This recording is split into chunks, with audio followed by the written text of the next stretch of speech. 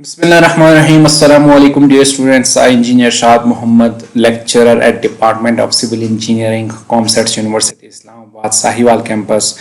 Welcome you all to this another interesting lecture number 15 of the subject Mechanics of Solids 2. So today we'll be studying regarding concepts regarding normal stresses, what are normal stresses, and we will move up to normal strains. Normal stresses. We need a way to describe forces at the level of element. So what is the effect of force at the element level that we need to study? Force per area or stress is an effective way of describing forces on elements. So it's directly stating that if you want to find the force equivalent within the element, then the stress area concept is very essential. Since the force is essentially uniform on the neighboring identical and infinitesimal elements. So it is assuming that forces are applied uniformly across the cross section. So you are going to consider the normal stresses as average stresses. Since the force on small neighboring elements are equal and forces per area describe element forces. So this is your forces on different elements. Del P, smaller force, and that is applied on del A, and overall magnitude of del P should be equal to P, and overall if you want to integrate del A, then overall element should be A. So by using the stress formula, stress is equal to del P force divided by area. If you are using to del P divided by del A, del will cancel and you will just simply get force divided by area, overall area.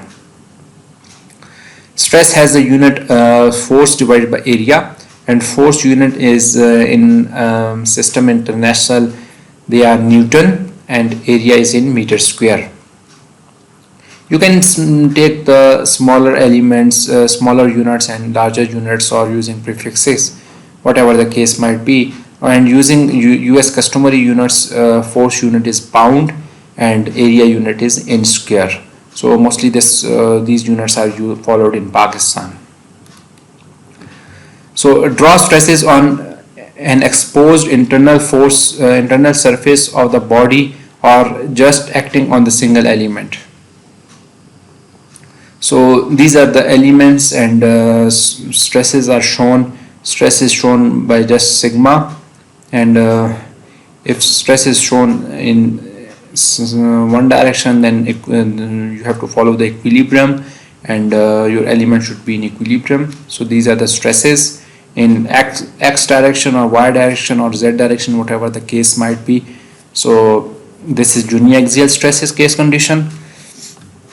And be aware that stresses on an element can be very complex. So it is not necessary that it should be axial stresses.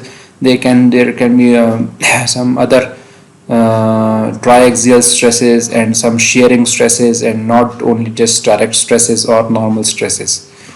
So normal stresses describe the element level intensity of internal force, internal normal force, and it is defined as the normal force exerted by the two adjacent elements on each other divided by. So normal forces are if force is applied on perpendicularly to some area, then that is normal force, and if force is applied parallel to the area, then that is shearing force. Okay, stresses often vary across a surface cut through a body, but they are statically equivalent to the internal loads acting on the surface. So you can equate them. If forces are not distributed uniformly, then you can just take the resultant out, and resultant is equivalency, static equivalency of non-uniform force with the uniform axial load. Okay, this is some triangular load or trapezoidal load. So whatever the case might be, or whatever the shape might be, you have to take the resultant, and resultant should be placed at the centroid of this shape, and should be applied at the centroid of this shape. So they will be statically equivalent.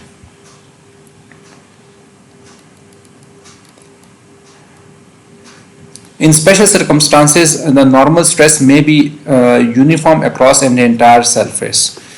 So sometimes it happens that normal stresses are uniform across the section, and mostly they are not uniform across the section, but we suppose them to be uniform across the section. You just take an element and a member, and it is composed of different elements. You just take a section, and a force P is applied at point A and B, and you can see that a grid is distorted. Here distortion is more, and at the center there is no distortion at all. So at this point, if you are going to study this point, you are going to study that stresses are maximum at the center where deformation is more, and with the more you go further from the center of the applied force, the force's magnitude reduces, or stress magnitude reduces. So we generally take stress average, and the stress average is equal to P divided by A. By stress average we mean that magnitude of stress is average of this one. This is not the real case. If you want to consider the non-uniform state of stresses, then you have to consider the stress concentration factor too. Okay, this you can see that uniform distribution, deformation, and non-uniform deformation.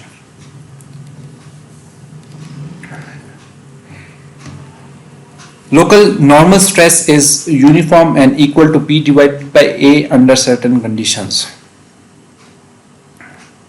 So you can see that this is a steel or aluminium or whatever member, and this is the test specimen for universal testing machine, and there force is applied and here force is applied, and if you want to take a section over here and look into it, critically look it over here, then you will think that this force is equilibrated by internal stresses, and that stresses are applied uniformly across the cross section. The interesting thing is this, that we have developed this member such as that these forces are at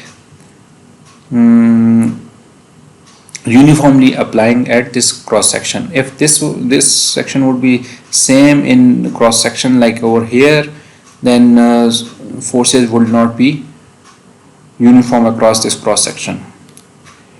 Okay, this one, stresses that act on to shorten an element are designated as compressive. So if that is shortening the element, then that is called compressive member, and if that is extending the element, then that is called tensile forces or tensile stresses.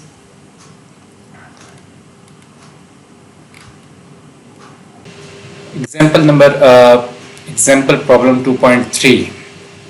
Let's solve an example related to this content we studied now. A dowel 40 millimeter in diameter. This is a dowel bar, and that is 40 millimeter in dia, and 300 millimeter long. 300 millimeter is long. Fits into two vertical bars. These are the two vertical bars, and it is fit into these two vertical bars. When a spring is hooked into the vertical bar, it has a tension of 400 Newton. So tensile force is being exerted by this spring.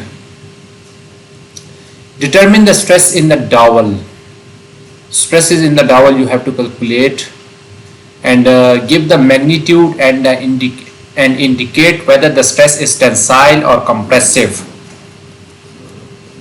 So you have to show that dowel bars, this dowel is in compression or in tension. Draw the stress on an element taken from the center of the dowel. Also you have to show that stresses on an element at the center of the dowel.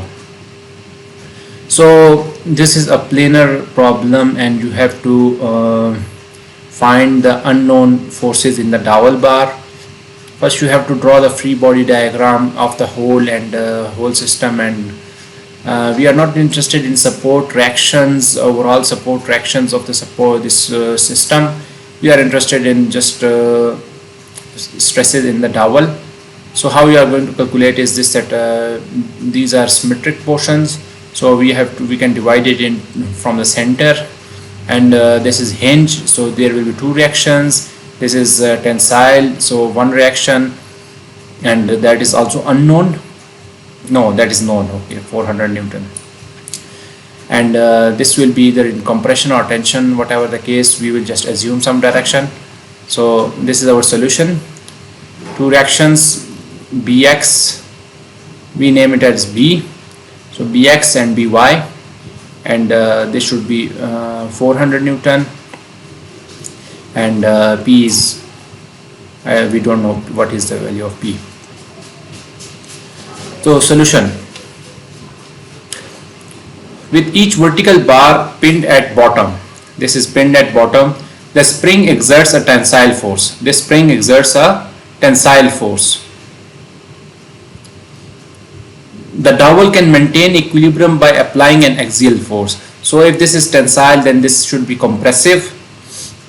So the free body diagram, and this is a assumed direction, maybe this is something different because there is also reaction. The free body diagram of the vertical bar is shown. This is the free body diagram of the vertical bar.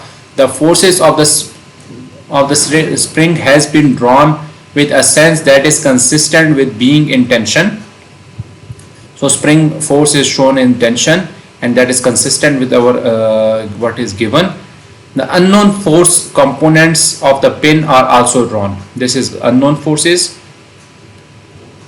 For equilibrium, we must have summation of moment about B. We calculate, then we can find the value of P.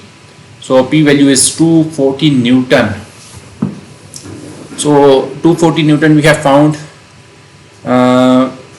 Either we should be interested in finding support reactions. No, because we are not interested in support reactions. Whole body is in equilibrium. We are not going to justify that this body is in equilibrium. We are just going to calculate the forces in the dowel. So using Newton's third law, the force of the vertical bar back on the dowel must be shown. So this is 240, and this is force on dowel bar, and the dowel cross section is uniformly away from the end. So away from where the forces are applied, the normal stresses in the dowel will be uniform. As this dowel bar is quite far, because there is an area over here, so this compression force will be applied over here. So when the forces reach to dowel bar, that will be compressive and uniform in magnitude. So to calculate the stress in SI system, namely Pascal, Newton per meter square, we use the force in the N and lengths in meter. The magnitude of stress is found from stress is equal to P divided by A. P is 214 Newton per meter Newton, and area is pi. This is circular dowel, and pi d square divided by 4, area of the circle, solid circle. If it was hollow, then you had to subtract from external area minus internal area. So you will get this much stresses Pascal. So one should be shifted over here, and that will be 10 raised to power 6 Pascal. So that 10 raised to power 6 is converted to megapascal. The axial stress in the horizontal direction, and it is axial stress is in the horizontal direction, okay, and it's compressive in nature. As whole element is in compressive in nature, so a whole member is compressive, so element will also be in compression. The central region where this estimate of the stress is approximately correct in sense correct is shown. The stress is drawn on the element. So this is your stress block, and stresses are shown on an element. Very simple. So this was an end to problem number 2.3. Very simple, and you can see if there were fixed connection, then problem how would it be solved, and if it would be spring was in compression, how it would be solved, and something alteration, and if there was some load, some axial load over here or here, and how this would be solved. So you can solve various problems. Okay, let's solve this one. Okay, this should be considered as home assignment. You should go over it, and it's quite larger theory, and you should study it. This has been analyzed, and this is hinge connection, and this is hinge connection, pin connection, and this is pin or hinge connection. So free body diagrams have been made, and forces have been calculated, and it has been justified that how much area should be. Okay, these are some additional problems, how you are going to solve this problem. Two reactions over here, two reactions over here. So this problem, and you can see over this one, very interesting. You can see this one, this problem.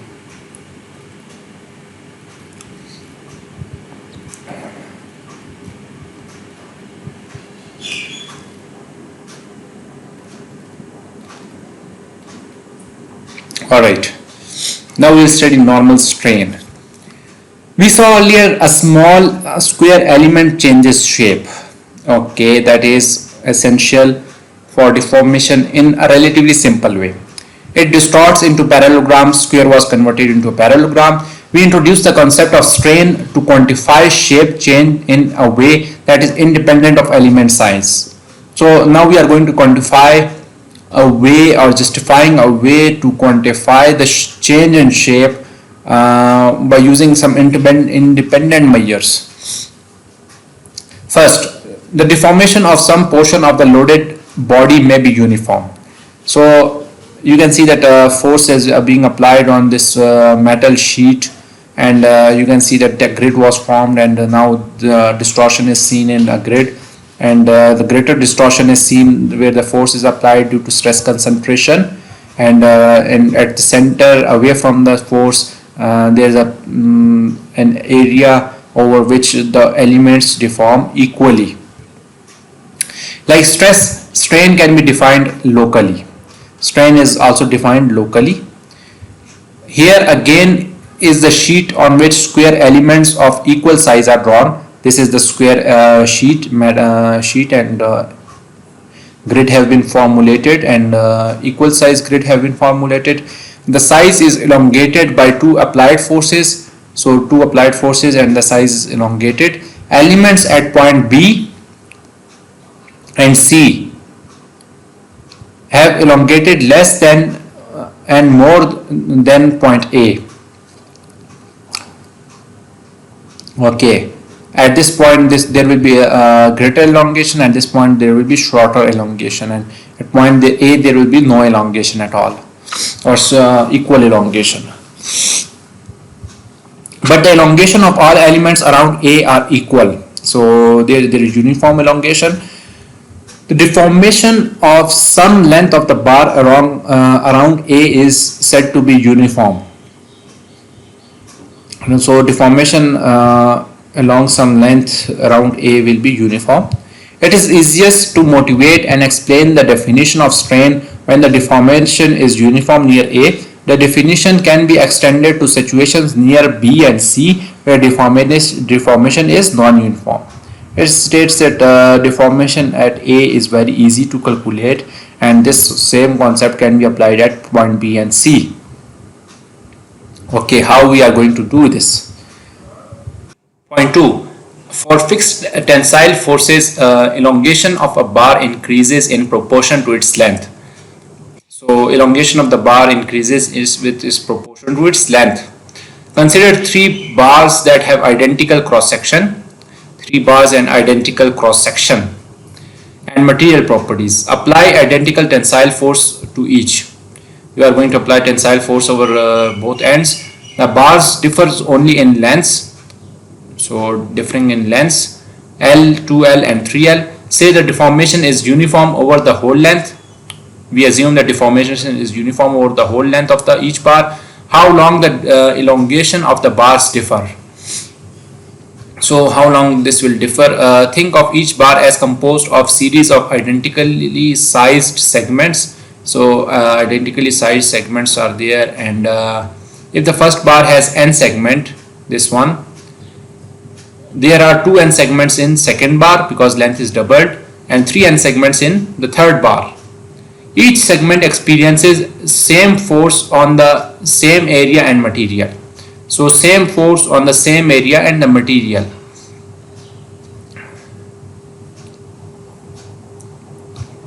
So it elongates the same amount. So all those bars are elongated in the same amount.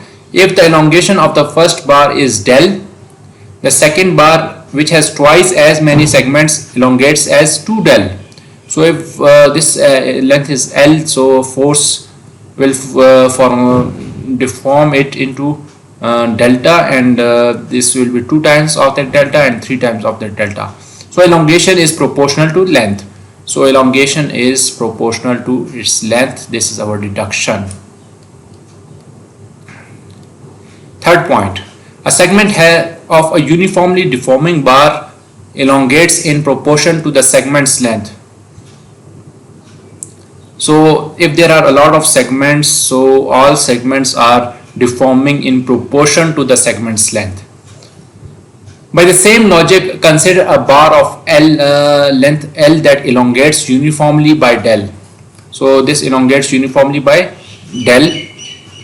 A sub portion of that bar that is having length L1 must elongate by only L1 divided by L1 divided by this. L1 is the change in length divided by original length.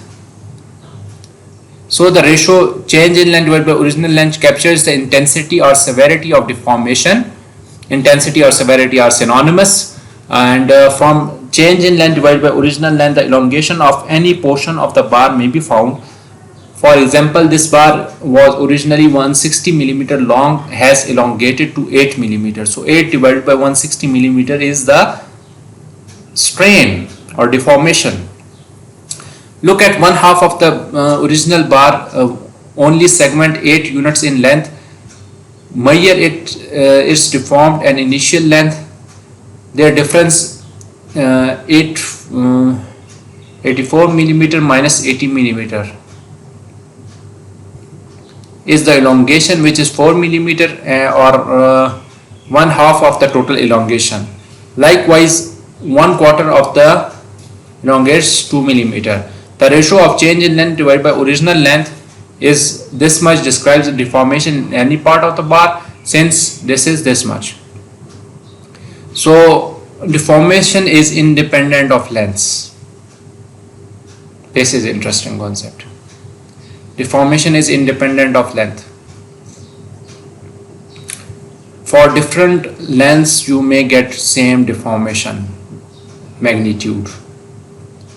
Deformation is a strain is unitless quantity. Alright, let's dig more deeper. Normal strain is defined as elongation per initial length and can refer to an infinitesimal element or to a finite segment of the body. Normal strain describes the element level intensity of deformation due to elongation and is defined as increase in length of the element due to deformation divided by. So change in length divided by original length, and change in length you can calculate by finding that new length minus the original length. That will be the change in length, and original length is the original length of the member. So strain is pure number with no units. This is important. This is unitless quantity. Strain is a unitless quantity. Since the unit del and L are both say meters, for machines and structures, strain usually small as 10 raised to power minus 5 to 10 raised to power minus 3. If that is beyond this, then your strain value is wrong. To avoid exponents with small numbers, we use sometimes percent strain or micro strain. So if we want to ignore these things, then we use micro strain or percent strain. So 1% strain in shows 0.01 strain, and 1 micro strain 10 is power minus 6. These are the prefixes. Micro strain. In some situations like rubber and biological tissues, strain may be large as 1 or more. So if the strain magnitude is quite large, then that magnitude can be approximately 1 or 1 point something. Normal strain describes deformation that is independent of the size of the deformed region and can sometimes be found from measurements.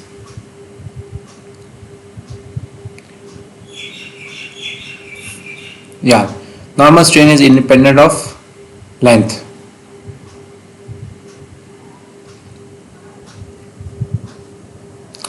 Strains corresponding to shortening of the body are designated as compressive. Okay, if there is seen a shortening, then that is compressive. So shortening is strain will be less than 0, and if there is extension, then that will be tensile strain, and del will be greater than 0. Do not confuse strain with the elongation, and do not confuse stress with strain. So strain is different than elongation, and stress is different than strain. Elongation is linear quantity and that has unit, while strain is unitless and dimensionless too, and it's not a vector.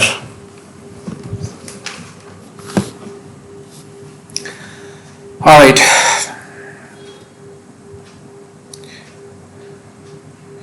this one you can see that deformed bar and original bar, and this is compression and this is tension. In engineering, stress quantifies the intensity of force per area that seeks to elongate or shorten an element. Strain quantifies the actual elongation or shortening normalized by length. Strain is normalization of length, normalized length. This is important. Strain is not the elongation, it is normalized elongation. As we will see next, the same stress can produce very different strains in two bodies of identical dimensions if they are composed of different materials. Alright, you can see over this problem there are different hinges, and strain has been calculated, and this pad.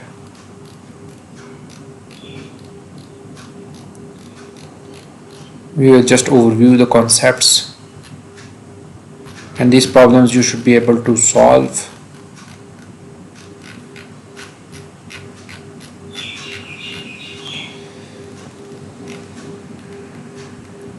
Measuring stress and strain.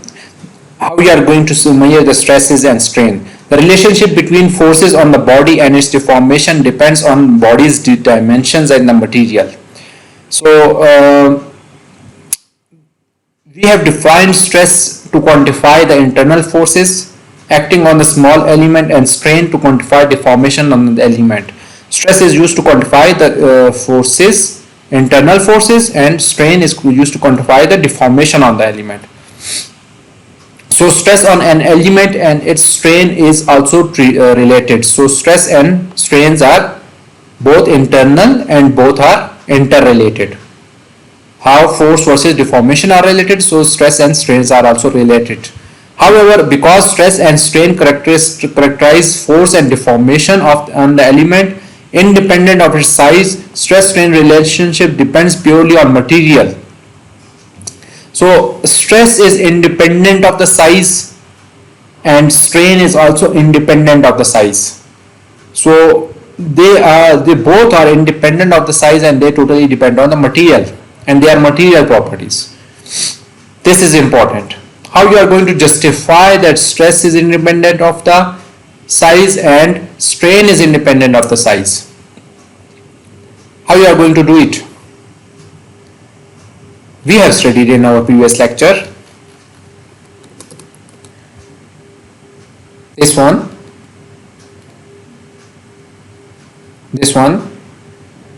tensile force elongate,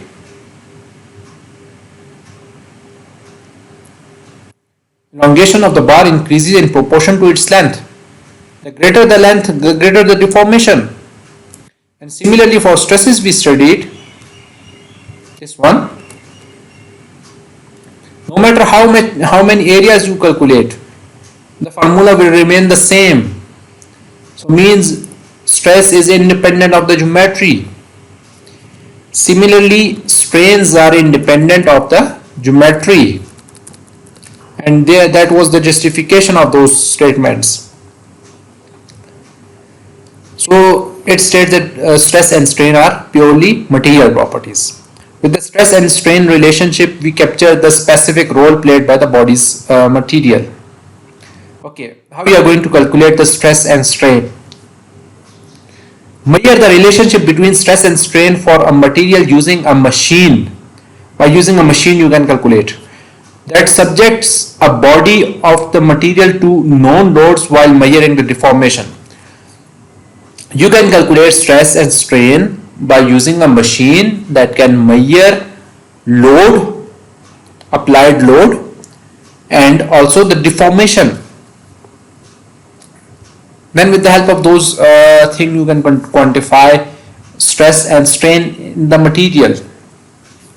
A common way to measure the stress strain relation is to load a test specimen in a mechanical testing machine or universal testing machine. Both ends of the specimen are gripped. This is your specimen. This is extensometer, which will measure the strain, and these are grips. Okay, and this is the load cell, and this is the moving head. The lower end is prevented from moving. This is prevented from moving, and the upper end moves with the grips attached to the crosshead. The crosshead generally moves at a constant speed, so the specimen elongation increases steadily with time. So this moves with the constant. Sometimes load cell is beneath this one, and this moves, and this is static, and sometimes it depends on manufacturing company to company. Okay. Choose a loading configuration for which the stress and strain can be reliably determined from the force and elongation. Okay, loading configuration. If we can determine the relationship between stress and strain only if we can determine the stress and strain in material simultaneously. So you have to determine them simultaneously, stress and strain, and typically we can determine measure only force and elongation. Stress and strain can be calculated from force and elongation for only a few loading configurations, the simplest one being uniaxial tension. In addition, the test specimen must satisfy all these conditions. So these are the specification of your test specimen. What are these? A portion of the specimen, the gauge length.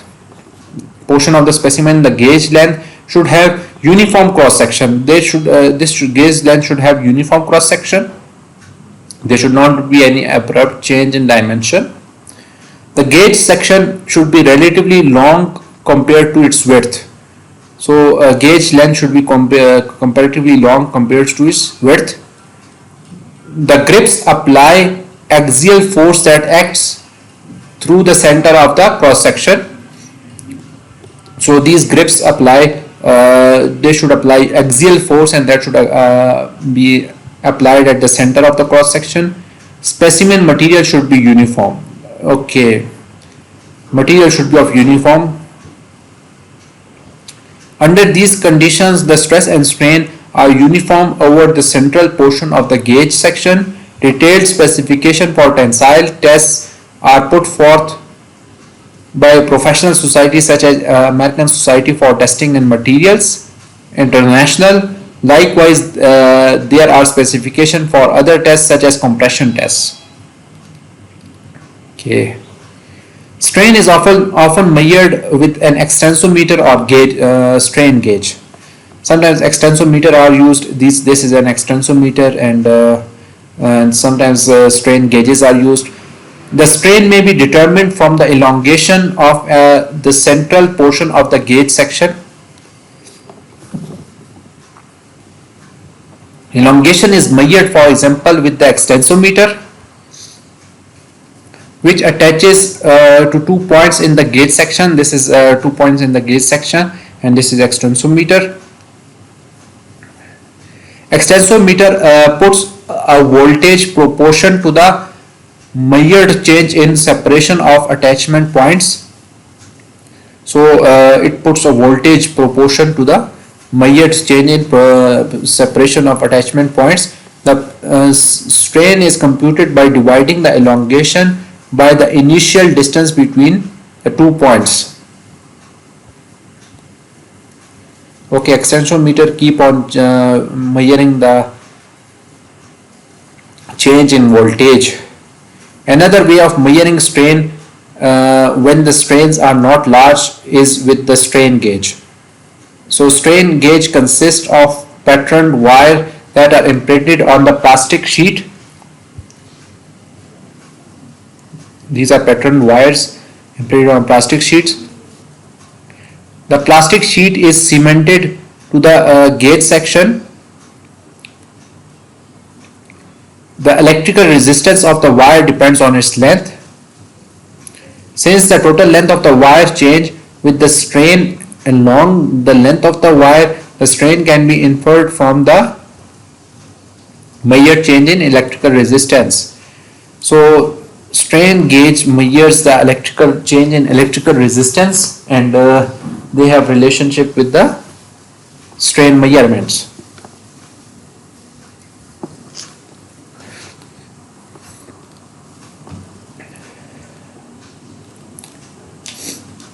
So extensometer measures the voltage, change in voltage. Strain gauge measures the electrical resistance. Force is often measured with the load cell. This was measurement of the strain, and how you are going to measure the force with the help of load cell. Axial force on the specimen is typically measured with the load cell. The load cell is mounted between the testing machine and the specimen, so it carries the same axial force of the specimen. The load cell outputs a voltage that is proportional to the force. So it also outputs a voltage that is proportional to the force. Typically, a load cell contains a member that deforms in response to the applied load. A strain gauge is mounted on the member, and the voltage from the strain gauge is proportional to the deformation and hence the force. The correlation between strain gauge voltage and the force is provided by the load cell manufacturer. So sometimes strain gauges and load cells are simultaneously applied, and they are correlated with each other. And load cell basically machine works on the principle of change in voltage, and with the change in voltage you can calculate the loading on the material. Calculate the stress from the force and strain from the elongation, and plot stress versus strain. So stress you have to calculate from the force, and strain you have to calculate from the elongation, and you have to plot stress versus strain. The raw data from the tensile test is the axial force P, measured for example by the load cell, and the elongation del, measured for example by the extensometer. So load is measured by load cell, and del can be measured by extensometer or strain gauge. Since the specimen and loading apparatus are designed so that the stress and strain are nearly uniform, the stress and strain are computed as average values from P and delta. So load cell give you P value and extensometer you give you extension value, and this is your gauge length. These are grips, and use area and length. P divided by area you have to calculate stress, and deformation is change in length divided by original length, you find strain. If area of the cross section on which P acts and the length of the over which the elongation del is measured, the stresses and the strains are found. The tensile stress strain curve. I think this should be the tensile stress strain curve. This is an error. The tensile stress strain curve is characteristic of the material but independent of the precise dimension of the specimen, provided the condition of uniform stress and strain are met. So this is a tensile stress versus strain. In next sections, we identify key features of stress strain curve that are important to the design and analysis of machine and structures, and we define parameters that quantify these key factors from the curve. Okay, this is an end to measurement, how you are going to measure the stresses and strain. So very practical, and this is mostly done and very important to civil engineers, especially compression test, cylinder compression test, and cylinder tensile test, and moreover tensile test of reinforcement.